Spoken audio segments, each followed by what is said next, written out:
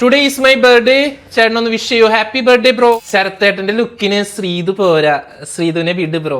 വിട്ട്. ഇന്നലെ birthday wish ചെയ്തപ്പോ എനിക്ക് കിട്ടേണ്ടതൊക്കെ കിട്ടി. അത് കാണാത്തവര് ദേ ഇവിടെ ക്ലിക്ക്. ആര്യൻ ചേട്ടൻ, ഞാൻ എപ്പോഴും കമന്റ് ഇടും, എന്റെ കമന്റ് ഒരിക്കലും വായിക്കാറില്ലല്ലോ. ഇപ്പൊ വായിച്ചിരിക്കുന്നു മകനെ. ബിഗ് ബോസ് കണ്ടസ്റ്റന്റ്സിനേക്കാളും ചേട്ടനാണല്ലോ കൂടുതൽ ഫാൻസ്. എടാ മെറിറ്റിൽ വന്നവനാടാ. അവരുടെ പോലെ മറ്റേ ബിഗ് ബോസ് ഷോക്കോടെ ഒന്നല്ല. ഞാൻ കഷ്ടപ്പെട്ട് ബുദ്ധിമുട്ടി വീഡിയോ ഇട്ട് ഫോളോവേഴ്സ് ആയതാ. എന്നെ പുച്ഛിക്കരുത്. ബിഗ് ബോസിലെ കോമഡിയെക്കാളും ചേട്ടൻ ചിരിക്കുമ്പോഴാണ് അത് കൂടുതൽ ഫണ്ണാവുന്നത്. അതിന് ബിഗ് ബോസിൽ എവിടെ കോമഡി? അപ്പൊ ഞാൻ സംസാരിച്ചധികം സമയം കളയുന്നില്ല. ഒരുപാട് കമന്റ്സ് വരുന്നുണ്ട്. നമ്മൾ പറ്റുന്നതൊക്കെ വായിക്കുന്നുണ്ട്. നിങ്ങൾ വ്യത്യസ്തമായ കമന്റ്സ് ഇടൂ, എല്ലാം വായിക്കുന്നതാണ്. അപ്പൊ നമുക്ക് Bigg Boss season 6 episode 55 react ചെയ്തിട്ട് അൻസിബ. മോർണിംഗ് സോങ് എവിടെ ഉണ്ടാവും അവിടെ അൻസിബ ഉണ്ടാവും. എന്താ ശ്രീതു, ഉറക്കം ശരിയായില്ലേ? അതെങ്ങനെയാ? പാതിരാത്രി ബർത്ത്ഡേ ഒക്കെ ആഘോഷിച്ചോണ്ടിരുന്ന ഉറക്കൊന്നും ശരിയാവൂല.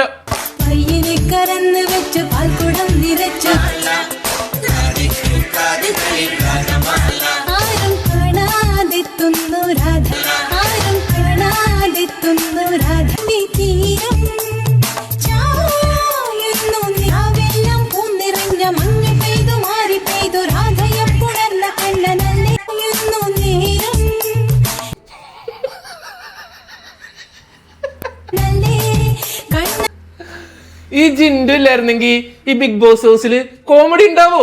നിങ്ങൾ പറ.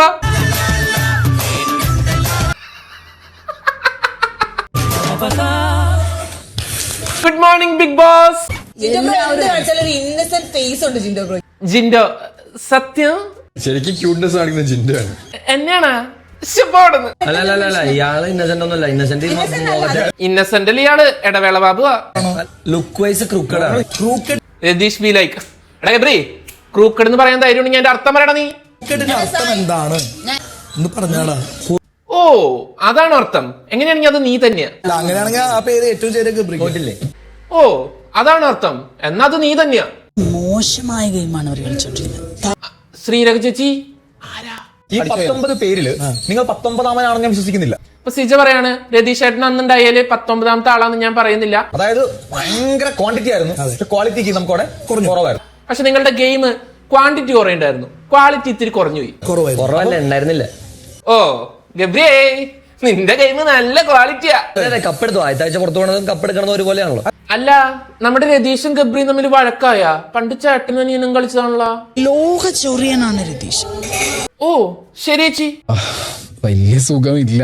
ഇപ്പൊ നമ്മുടെ സായിനെ കാണിച്ചു. സായിക്ക് പെയിൻ കൂടിയത് കൊണ്ട് എന്തെങ്കിലും ചെയ്യണമെന്ന് സായി ബിഗ് ബോസിനോട് റിക്വസ്റ്റ് ചെയ്യാണ്. ചുരുക്കി പറഞ്ഞ വീട്ടിൽ നിന്ന് പുറത്തു പോകണം. ഒട്ടും സജീവമല്ലാതെയും ഒന്നിലും ഇടപെടാതെയും. അത് കഴിഞ്ഞ് ജയിൽ നോമിനേഷൻ ആയിരുന്നു. അപ്പൊ ബിഗ് ബോസ് അനൗൺസ് ചെയ്തു സജീവമല്ലാത്തവരെയും സേഫ് ഗെയിം കളിക്കുന്നവരെയും അതുപോലെ തന്നെ ഒതുങ്ങി കളിക്കുന്നവരെയും പ്രവർത്തിക്കാത്തവരെയും ഒക്കെ നിങ്ങൾ ജയിലിലേക്ക് നോമിനേറ്റ് ചെയ്യാൻ.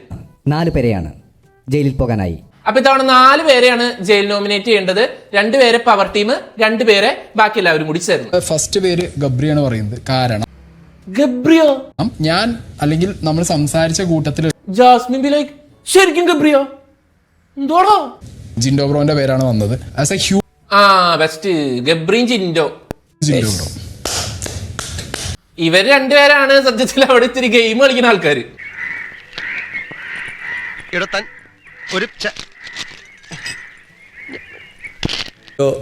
ഒരു ഫയറായിട്ട് വന്നതാണ്. ആ ഫയർ ഇപ്പൊ ഇല്ല, അതുകൊണ്ട് ഞാൻ സിജോയെ പറയും. സിജോ ഫയറായിട്ട് വന്നേ? ആ ബുക്കൊക്കെ ഇപ്പോഴും ഉണ്ടാ? ഞാൻ വിചാരിച്ച് നിർത്തിന്ന്. അല്ല, ഈ ബിഗ് ബോസ് ഹൗസിൽ ബുക്ക് കേറ്റോ? ഓ കാട്ടുതീയുടെ ഇംഗ്ലീഷ് ഫയർ. ഞാൻ ഉദ്ദേശിച്ചതല്ല. നോറ ഇപ്പൊ അത്ര വലിയ ആക്റ്റീവായിട്ട് എനിക്ക് തോന്നുന്നില്ല. നോറാത്തേനെ കുറ്റം പറയുമ്പോ നോറാത്തയുടെ എക്സ്പ്രഷൻസ് കണ്ടിട്ടുണ്ടോ? ഇല്ലെങ്കിൽ ഇതേ കാണു. ശ്രമിക്കുന്ന ഒരു സാധനമുണ്ട്. ടാസ്കിലും അത് സ്പൂൺ ഫീഡ് ചെയ്യാൻ നോക്കുക. അങ്ങനത്തെ ഒരു ടാസ്ക് നോറയ്ക്ക് കിട്ടിയ സാരത്തിൽ നോറ പ്രത്യേകിച്ചൊന്നും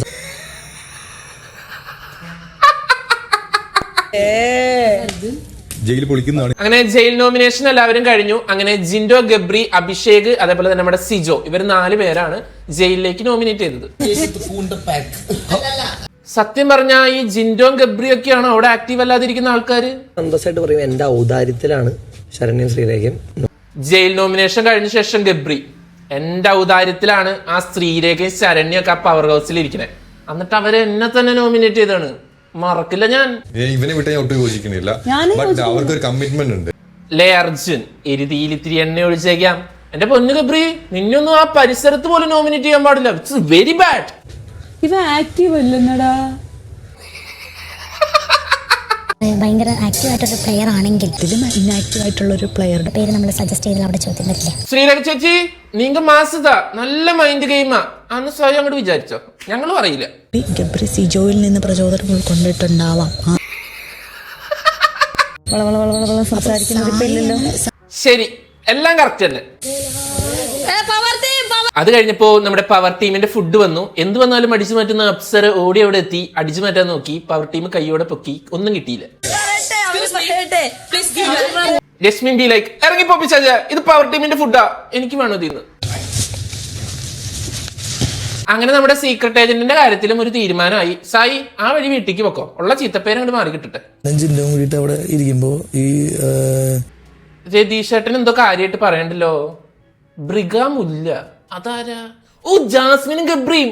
ഓ, കൊള്ളാട്ടാ. ബ്രിഗയും മറ്റേ മുല്ലയും കൂടിയിട്ട് അവിടെ ഇരുന്നിട്ട് ജിൻഡോ നല്ല കണ്ടന്റ് കാണിച്ചാ. എന്റെ രതീഷേട്ടാ, നല്ല കണ്ടന്റ് കുറച്ച് സ്പേസ് കൊടുക്കാൻ. അപ്പൊ ജിൻഡോ രശ്മിനെ വിളിച്ചിട്ട് കാണിച്ചു. രശ്മിനെ, ദേ അതാണ് നല്ല കണ്ടന്റ്, അവർക്ക് ഇത്തിരി സ്പേസ് കൊടുക്ക്. അടുത്ത ആഴ്ച ദേവസാഴ്ചയിലുണ്ടെങ്കിൽ കുറച്ച് കാര്യങ്ങൾ കാട്ടിത്തരാം. എന്നാലും എന്റെ രതീഷേട്ടാ, ആ ഗെയിം എന്ത് ഈ ആഴ്ച കൂടെ കാണിക്കാൻ, അടുത്ത ആഴ്ച കിട്ടുമെന്ന് വെച്ചോണ്ട് ഈ ആഴ്ച കാണിക്കേണ്ടത് ഇല്ലെങ്കിൽ ഞാൻ അതല്ലേ രാവിലെ മിണ്ടോന്ന്. ആ ദേ പോണ്. ദേ ഒരു ചൊമ്പസാരി എടുത്തോണ്ട് ഒരാൾ ഇറങ്ങി വന്ന്. ഇതാരാ കാഞ്ചനയിലെന്ന് കുറെ പേര് ചോദിക്കണ്ട്. ഇത് കാഞ്ചനയല്ല, കൊഞ്ചന. ഉനക്ക് പുരിഞ്ചിരിച്ചാ? ഇല്ല, തെരിയില്ല. നീ ആര്? തെരിയാമല്ല ഇരുമുണ്ടോ? ആ, ശ്രീതു അല്ലെങ്കിൽ മുണ്ട. ഞാൻ ഇന്നലെ ശ്രീതുവിനെ അയച്ച ബർത്ത്ഡേ വിഷസ് നിങ്ങൾ കണ്ടില്ലെങ്കിൽ ദേ ഇവിടെ ക്ലിക്ക് ചെയ്യ്. പേഴ്സ് ഞാൻ എടുത്തില്ല ചേച്ചി, നാളെ വരുമ്പോ തരാം. മതിയാ? അത് തപ്പാ തെരിയല. തപ്പല്ലേന്നാ? ഞാൻ തപ്പിയില്ല. പെർഫോമൻസ് ഒക്കെ കിടന്നായിരുന്നു. കാരണം ശ്രീരേഖ ചേച്ചി ഒരു നല്ല നടിയാണ്, എന്ന് വെച്ചാൽ നല്ല മത്സരാർത്ഥി എന്ന് ഞാൻ പറയില്ല. സത്യത്തിൽ എന്തിനാ ഈ ആക്ട് ഇവിടെ ചെയ്തേ? അവിടെയും എന്തെങ്കിലും കണ്ടന്റ് ക്രിയേറ്റ് ചെയ്യാം. ജയിൽ ടാസ്ക് ആയിരുന്നു അടുത്തത്. 2 പേരടങ്ങുന്ന 2 ഗ്രൂപ്പുകളായി തിരിയുക. അപ്പൊ ജയിൽ ടാസ്കിന് വേണ്ടി 2 പേരുടെ ഗ്രൂപ്പ് ആവണം. അതിനെ മത്സരാർത്ഥികൾ തന്നെ സെലക്ട് ചെയ്യണമെന്നും ബിഗ് ബോസ് അനൗൺസ് ചെയ്തു. ഗബ്രി സിജോ. അപ്പൊ ഗബ്രി ജിൻഡോയും ഗബ്രി സിജോയും 4 പേര് വെച്ച് പറഞ്ഞു. അപ്പൊ തീരുമാനം രശ്മിന്റെ അടുത്തേക്കായി. രശ്മി പറഞ്ഞു ഗബ്രി ജിൻഡോ. അപ്പൊ ഗബ്രി ജിൻഡോ ഒരു ടീം, അതുപോലെ തന്നെ നമ്മുടെ സിജോ അഭിലാഷ് സെക്കൻഡ് ടീം. 2 വലിയ നൂലുകളും ബ്രഷുകളും ഗ്ലാസുകളും കാണും. മത്സരം ഇതായിരുന്നു. അവിടെ ഒരു നൂല് വെച്ചിട്ടുണ്ട്. 2 പേരും ഓരോ കൈ വെച്ചിട്ട് ആ നൂല് ബാലൻസ് ചെയ്യുക. എന്നിട്ട് ഒരു ബ്രഷ് അതും എടുത്ത് വെച്ചിട്ട് ഇങ്ങനെ സ്ലൈഡ് ചെയ്ത് നടുക്കിരിക്കുന്ന ഗ്ലാസ്സിലേക്ക് ആ ബ്രഷ് പ്ലേസ് ചെയ്യുക. കൃത്യമായി പീത്തുക എന്നതാണ് ടാസ്ക്. ഏറ്റവും കൂടുതൽ ബ്രഷ് ആ ഗ്ലാസ്സിൽ ഇടുന്ന ടീം വിജയിക്കും. ചേട്ടൻ ഞാൻ പറയണനുസരിച്ച് കേക്ക് താത്ത്. അങ്ങനെ മത്സരം തുടങ്ങി. നമ്മുടെ ഗബ്രി ജിൻഡോ അവരുടെ ആദ്യത്തെ ബ്രഷ് ഗ്ലാസ്സിലിട്ടു. ദേ രണ്ടാമത്തെ ഇട്ടു. സിജോ ദേ ആദ്യത്തെ ഇടണുള്ളൂ. ചേട്ടാ കുറച്ചുകൂടി പൊന്തിച്ച് വെക്കി, ഇനി കുറച്ച് ഇങ്ങോട്ട് ചരിച്ചേ. മുല്ല ചേച്ചി ബി ലൈക്ക്, ഈശ്വര ഗബ്രി ജയിക്കണേ, ഗബ്രി ഒറ്റയ്ക്ക് ജയിലിൽ പോവില്ലേ, ഞാൻ രാത്രി ഇവിടെ ഒറ്റയ്ക്ക് ഇരിക്കേണ്ടി വരുവേ, പ്ലീസ്. പോട്ടെ. കുറ്റം പറയരുതല്ലോ. നമ്മുടെ ജിൻഡോയും ഗബ്രിയും നല്ല കിടിലനായിട്ട് കളിച്ചു. പൊന്തിക്ക് കുറച്ച്. അഭിഷേക് എന്തോ ഉഴപ്പുന്നത് പോലെ നമുക്ക് ഫീൽ ആയെങ്കിലും ഗെയിം കളിയിൽ സിജോനെക്കാളും അടിപൊളി ഗബ്രിയും അതുപോലെ തന്നെ നമ്മുടെ ജിൻഡോ ആണ്. അങ്ങനെ ഈ ഗെയിം ജയിച്ച് ഗബ്രിയും ജിൻഡോയും ജയിൽ മുക്തരായി. 2 പേരും ജയിൽവാസത്തിൽ നിന്നും മുക്തി നേടിയിരിക്കുന്നു. സിജോയും അഭിലാഷും ജയിലില്. ഞാൻ പറയട്ടെ, ഓപ്പൺ ആയിട്ട് പറയട്ടെ. നമ്മുടെ മുല്ല ചേച്ചി എന്തോ ഓപ്പൺ ആയിട്ട് പറയണ്ടിട്ടാ, നമുക്ക് കേട്ടു നോക്കാം എന്താണാവോ. അവര് കളിച്ച് ജയിക്കും എന്നുള്ളൊരു നമ്മുടെ മൈൻഡിലുള്ളതുകൊണ്ട് സിജോ ഗബ്രി ആണെങ്കിലും കളിച്ച് ജയിച്ചതിന് എന്തുകൊണ്ട് ജിൻഡോ ഗബ്രീന് ഇട്ടു? മനഃപൂർവ്വം ഗബ്രി ജിൻഡോ എന്നുള്ളൊരു സാധനം ഇട്ടു. വൈ? എനിക്ക് റസ്മിൻ പറഞ്ഞതാണ് എനിക്ക് ഏറ്റവും ഇതായത്. ശരിയാ, രശ്മിൻ പറഞ്ഞേ പറ്റൂ. അശ്വൊന്നും പിടിച്ചില്ല ചേച്ചി. ഗബ്രിയുടെ വക്താവായിട്ടുള്ള മുല്ല ചേച്ചി, എന്റെ പൊന്ന് ജാസ്മിൻ, അവൻ രക്ഷപ്പെട്ടില്ലേ? നീ എങ്കിലും ഒന്നും മിണ്ടാതിരി. ഒന്നുമില്ലാതെ അവൻ ഇറങ്ങിപ്പോ പറയണ കേട്ടാ തോന്നും സിജോ എല്ലാ ഗെയിമും ഇങ്ങോട്ട് കളിച്ച് ജയിച്ചു. അവന് ഹേർട്ടാവും. It's fine. അവന്റെ ഹേർട്ട് ജെന്യുവൻ. ഹർട്ടാവട്ടെ, ഹർട്ടാവാനല്ലേ ഗബ്രിക്ക് പറ്റുള്ളൂ. ജിൻഡോന്റെ കൂടെ എന്നെ വിട്ട് കഴിഞ്ഞിട്ടുണ്ടെങ്കിൽ ഗെയിം ഞാൻ തോറ്റ് ഞാനും ജിൻഡോയും കൂടി ജയിലിൽ പോകുന്നു. ഗബ്രി ബി ലൈക്ക്, സംഭവം അതൊന്നല്ല എന്റെ മുല്ല. ഞാനും ജിൻഡോയും ജയിലിൽ പോകാൻ വേണ്ടിയിട്ടായിരുന്നു എല്ലാവർക്കും ആഗ്രഹം. പക്ഷെ ഞങ്ങൾ നന്നായി കളിച്ച് ജയിച്ച് അവരുടെ ആഗ്രഹം ഞങ്ങൾ അങ്ങനെ നടത്തി കൊടുക്കൂല. സിജോ ഉണ്ടെങ്കിൽ അഭിഷേകിന് പോകണം എന്നുള്ളത് അഭിഷേക് നേരത്തെ പറഞ്ഞിട്ടുണ്ട്. രശ്മിന്റെ എക്സ്പ്ലനേഷൻ കേൾക്കാം. പുള്ളിന്റെ കൂടെ ടാസ്ക് ചെയ്തേക്കുന്ന ഒരാളാണ് ഞാൻ. രശ്മി പറയാണ്, എടി ജിൻഡു സൂപ്പറാ, പുള്ളിയുടെ കൂടെ ഗെയിം കളിച്ചിട്ടുള്ള ഒരാളാ ഞാൻ. ആൾക്ക് വേണമെങ്കിൽ പുള്ളി ചത്ത് കളിക്കും, ആ കളി ജയിച്ചിരിക്കും. അതാണ് ഇവിടെയും സംഭവിച്ചത്. എന്റെ മെയിൻ ലക്ഷ്യം സിജോ ജയിലിൽ കിടക്കണം എന്നുള്ളതാണ്.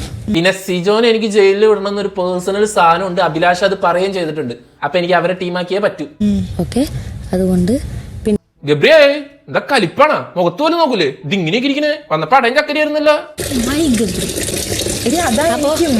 Y Rashmin Y? ഓ ഇങ്ങനെയാ വന്നേ. ഓക്കെ, ഇങ്ങനെ എനിക്ക് തോന്നി. നീ എന്ത് പശുവും ചത്തു പാലിന്റെ പുളിയും പോയി എന്നിട്ട് ഇരുന്നിട്ട് അതിന്റെ കുറ്റം പറഞ്ഞോണ്ടിരിക്കുക. എന്താവശ്യമുണ്ട് എന്റെ മുല്ല ചേച്ചി? എത്ര പ്രാവശ്യം നിന്റെ അടുത്ത് സിജോന്റെ കാര്യങ്ങൾ ഞാൻ പറയുന്നു. ഈ ജാസ്മിൻ പറയണ കേട്ടാ തോന്നുവേ, ജാസ്മിന് ഗബ്രീനെയും സിജോനെയും ജയിലിൽ വിടണമായിരുന്നു. ഒന്ന് വാടോ. ഒന്ന് വാടാ ഗബ്രി. എന്താടാ നീ ഇങ്ങനെ? ജാസ്മിനല്ലേ വിളിക്കണേ. ഇപ്പൊ അങ്ങ് പോവാ. ഒന്ന് വാടോ ഗബ്രി. എന്താടാ ജാസു? സിജോയെ അകത്താക്കാൻ അതെ, രശ്മിൻ പറഞ്ഞില്ലേ സിജോനെ അകത്താക്കാൻ അവളുടെ ഇഷ്ടം ഉണ്ടായിരുന്നു എന്ന്. അത് നീ സിജോനോട് പറയരുതിട്ടാ ഗബ്രി. ഞാൻ ഓൾറെഡി പറഞ്ഞല്ലോ. ഞാൻ ഓൾറെഡി പറഞ്ഞെങ്കിലോ? ഇല്ല, പറയില്ല. പറഞ്ഞെങ്കിലോ? ഐ ശരി. പിന്നെ ജിൻഡോ അത്യാവശ്യം നന്നായിട്ട് കളിച്ചു. ഞാൻ ഉള്ളത് പറയട്ടെ, ജിൻഡോക്ക് ജയിലിൽ കിടന്ന് മതിയായി. അതാ നന്നായിട്ട് കളിച്ചേ. എനിക്കത്തിനുള്ള മൈൻഡ് സെറ്റിൽ ഇറങ്ങി വരുമ്പോൾ ബേസിക് ആയിട്ട് തരാവുന്ന ഒരു എന്താ പറയാ കർട്ടസിയാണ് ഉപദ്രവിക്കാതിരിക്കുക എന്നുള്ളത്. യെസ്, ഗബ്രി ആ പറഞ്ഞത് പോയിന്റ് ആണ്. മറ്റേ കത്തിക്കും, അതായത് ഞാൻ കത്തുമെന്ന് വിചാരിച്ചിട്ടാണ് ജയിലിലുണ്ടെങ്കിൽ. ഈ കത്തണത് മാത്രമേ ഉള്ളൂ ഈ ബിഗ് ബോസ് ഹൗസിൽ. കടത്തണതൊന്നുമില്ലേ? ഇരുന്ന് പ്ലാൻ ചെയ്യുന്നതും സംസാരിക്കുന്നതൊക്കെ ഞാൻ കൃത്യമായിട്ട് മനസ്സിലാക്കുന്നുണ്ടോ? ശരി സിജോ, നിനക്ക് എല്ലാം അറിയാം. നീ സർവ്വവിജ്ഞാന കോച്ചാണ്, എൻസൈക്ലോപീഡിയ. എന്റെ അടുത്ത് ചോദിച്ചിട്ടില്ല അവൻ കളിച്ചു ഇല്ലയൊന്നും. ഞാൻ സിജോനോടാണ് ചോദിച്ചത്. ജാസ്മിന്റെയും ഗബ്രിയുടെയും സംസാരം പിന്നെയും കേട്ടോക്കാം. ഗബ്രി, നീ എന്നോട് പറഞ്ഞ സിജോയാ ചോദിച്ചേന്ന്. ഗബ്രി, നീയാണ് എന്നോട് പറഞ്ഞത് സിജോ ചോദിച്ചോന്ന്. എന്റെ ദൈവമേ, എന്റെ പൊന്ന് ഗബ്രി, എന്റെ ദൈവമേ, എന്താ ഈ പറയണവൻ? നീ എന്നോട് ഇങ്ങോട്ട് പറഞ്ഞത് അല്ല ജാസ്മിന്, ഇതെന്താ കഥകളിയാ? നിനക്കറിയില്ല എന്ന് പറഞ്ഞാൽ മതി ഞാൻ പറഞ്ഞത്. പക്ഷെ നീ കൃത്യമായി എന്താ എക്സ്പ്രഷൻ? എന്താ എക്സ്പ്രഷൻ? ഗബ്രി, നീ ഇരുന്ന് നുണ പറയുന്ന എന്റെ അടുത്താന്ന് നീ ആലോചിക്കണം. ഞാൻ നോണ പറഞ്ഞു എന്ന് മാത്രം പറഞ്ഞ എന്റെ കയ്യിൽ നിന്ന് ഇപ്പൊ പോണത് നീ കാണും. കാലിപ്പം ഗബ്രി. ഗബ്രി, നുണയാ പറഞ്ഞത് ഞാൻ. എടാ, നിനക്ക് അവൻ കളിച്ചത് ഇതായിട്ട് തോന്നിയോ? ഞാൻ അവനോട് ചോദിച്ചു. കാലിപ്പനും കാന്താരിയും തന്നെ. ഗബ്രി, നീ ഇരുന്ന് നുണ പറയുന്ന എന്റെ അടുത്താന്ന് നീ ആലോചിക്കണം. എന്റെ ഗബ്രി, നീ നുണ പറയുന്നത് എന്റെ അടുത്താന്ന് നീ ആലോചിക്കണം. ഞാൻ നോണ പറഞ്ഞു എന്ന് മാത്രം പറഞ്ഞ എന്റെ കയ്യിൽ നിന്ന് ഇപ്പൊ പോണത് നീ കാണും. ഞാൻ നുണ പറഞ്ഞു എന്നെങ്ങാനും പറഞ്ഞ എന്റെ കയ്യിൽ നിന്ന് പോണത് നീ ഇപ്പൊ കാണും. ഗബ്രി, നുണയാ പറഞ്ഞത്. നീ നുണയാടാ പറഞ്ഞത്. പറഞ്ഞിട്ടുള്ളത് വ്യക്തമായിട്ട് എനിക്ക് ഓർമ്മയുണ്ട്. നീ എന്നെ ഗബ്രി എന്ത് പറഞ്ഞാലും ഗബ്രിക്ക് വ്യക്തമായിട്ട് ഓർമ്മയുണ്ട്. ജാസ്മിന് നീ വെറുതെ അവിടെ കിടന്ന് ചെയ്യാൻ നിൽക്കണ്ട.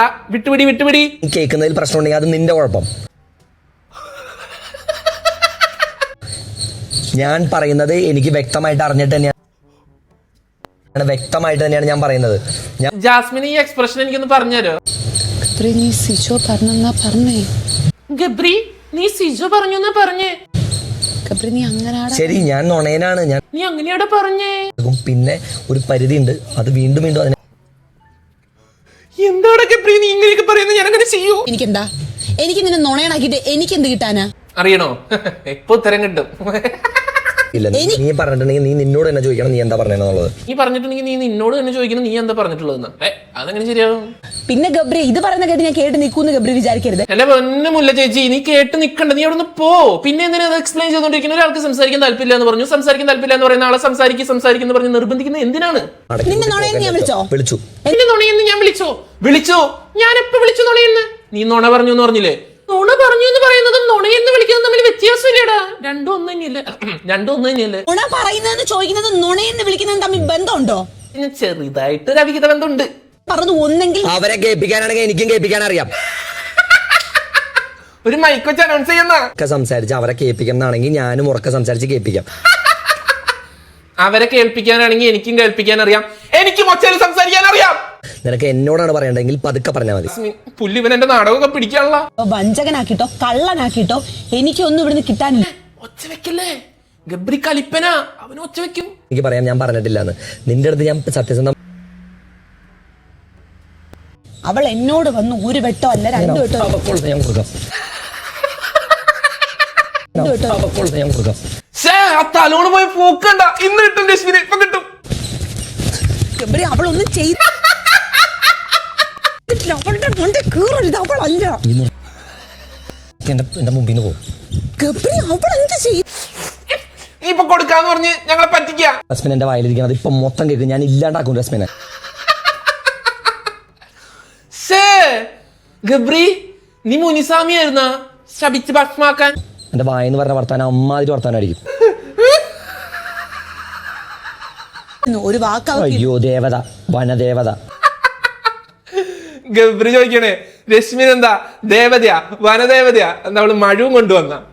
അത് ചെയ്യാത്തത് അവളുടെ തെറ്റാണെന്ന് അവള് പറയുന്നേ. ജാസ്മിൻ ഇതെങ്ങനെ സാധിക്കണ്? ഇത്രയും തരം താന്ന് വേലയിലാണ്ട് നിൽക്കാൻ നിനക്ക് എങ്ങനെ സാധിക്കണ്? നിനക്ക് 10 ലക്ഷം ഫോളോവേഴ്സ് ഒക്കെ ഉള്ള ഒരു യൂട്യൂബർ അല്ലേ? എന്തായാലും അതിൻ്റെതായിട്ടുള്ള ഇത്തിരിയെങ്കിലും വില കാണിച്ചൂടെ? പക്ക കലിപ്പം കാന്താരി സെറ്റപ്പ്. ഏറ്റവും നന്നായി പരസ്യം ചെയ്ത ടീം വിജയിക്കും. 6 പേരടങ്ങുന്ന 2 ഗ്രൂപ്പായിട്ട് തിരിയാ. രതീഷ് ഉൾപ്പെടെ 4 പേര് ജഡ്ജസ് ആവാം. നമസ്കാരം. മത്സരം ഇതായിരുന്നു. ഐസ്ക്രീമിന്റെ പരസ്യം ഫ്യൂച്ചറിലും അതേപോലെ തന്നെ പണ്ടത്തെ കാലത്ത്. അപ്പൊ കൊടും ചൂടിൽ ഞങ്ങളൊന്ന് സമയമെടുത്തു. Promotion, degrading.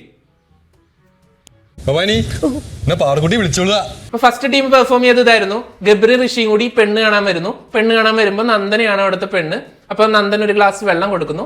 ഗബ്രി കുടിക്കുന്നു. കുടിച്ച ഗബ്രി പുറത്തിറങ്ങിട്ട് പറയുന്നു, എടാ ഒരു കുളിർമയില്ലടാ.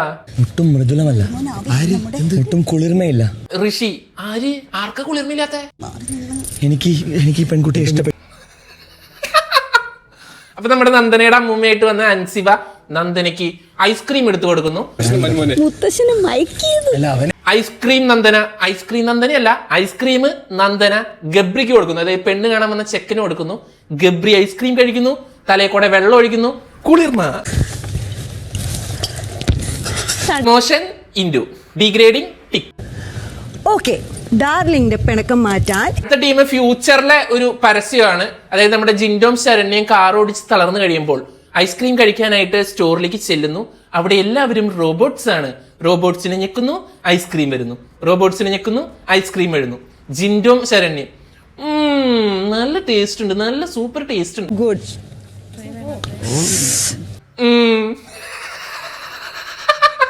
എല്ലാം ഓരോ പീസ് എടുക്കാം.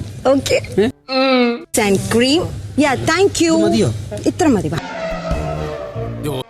ഒരു നേരത്തെ ആഹാരം ഇവന് നീ കൊടുക്കണമെന്ന് എന്നോട് പറഞ്ഞപ്പോ ഇത്രയും പ്രതീക്ഷിച്ചില്ല. 3 പെട്ടിയുടെ കാശ് ആ പട്ടിയിരുന്ന് വെട്ടി വിഴുങ്ങണത്. ഇതിന്റെ കാശ് ഞാൻ തരാം. തന്നില്ലെങ്കിൽ ഞാൻ കുത്തിപ്പിടിച്ച് വാങ്ങിക്കും. ഗബ്രിയുടെ ടീം തന്നെയായിരുന്നു നന്നായിട്ട് പെർഫോം ചെയ്തു. സോ അവർക്ക് തന്നെയായിരിക്കും ഫസ്റ്റ്. ഞാൻ പറഞ്ഞില്ല. അത് കഴിഞ്ഞ് നമ്മുടെ സിജോനെ അഭിലാഷിനെയും ജയിലിൽ അടയ്ക്കുന്ന പ്രക്രിയയാണ്. ഓക്കെ, നല്ലതാ. എന്താ സിജോ, നീ ഇത് പൊളിക്കോ? നീ ഉടനെ എങ്കും വരണ്ട. ഓക്കെ, നല്ലതാ. എന്താണ് ഇപ്പൊ ബിഗ് ബോസിന്റെ അവസ്ഥ? എനിക്കറിയാൻ പാടില്ല. ഒരു കോണ്ടന്റും ഇല്ല, ഒരു രസവും ഇല്ല, ഒരു ഇൻട്രസ്റ്റും ഇല്ല. എന്തിനോ വേണ്ടി തിളയ്ക്കുന്ന സാമ്പാർ പോലെയാണ് ഈ ഷോ മുന്നോട്ട് പോകുന്നത്. അതിന്റെ ഇടയ്ക്ക് പുറത്ത് വേറെ കുറെ പ്രശ്നങ്ങൾ. മൊത്തത്തില് ഇത്തവണത്തെ ബിഗ് ബോസ് സീസൺ 6 3G എന്ന് വേണമെങ്കിൽ പറയാം. പക്ഷെ അവർക്ക് പൈസയൊക്കെ കിട്ടുന്നുണ്ട്, പ്രൊമോഷൻസ് വഴി പൈസ കിട്ടുന്നുണ്ട്, അതിൻ്റെതായിട്ടുള്ള ബിസിനസ് നടക്കുന്നുണ്ട്. പക്ഷെ ഒരു ഷോ എടുക്കുമ്പോൾ അതിനൊരു ക്വാളിറ്റി ഇല്ല. എന്തായാലും ഇന്ന് ലാലേട്ടൻ വരും. വീക്കെൻഡ് എപ്പിസോഡാണ്. കഴിഞ്ഞ വീക്കെൻഡ് എപ്പിസോഡിൽ നടന്ന കാര്യങ്ങളൊന്നും നിങ്ങൾ മറന്നിട്ടില്ലെങ്കിൽ ഈ വീക്കെൻഡ് എപ്പിസോഡിൽ എന്ത് നടക്കുന്നത് നമുക്ക് നോക്കാം. അടുത്തൊരു വീഡിയോ ആയിട്ട് വീക്കെൻഡ് എപ്പിസോഡിന്റെ റിയാക്ഷൻ ആയിട്ട് നമുക്ക് നാളെ കാണാം. അതുവരെ ടാ.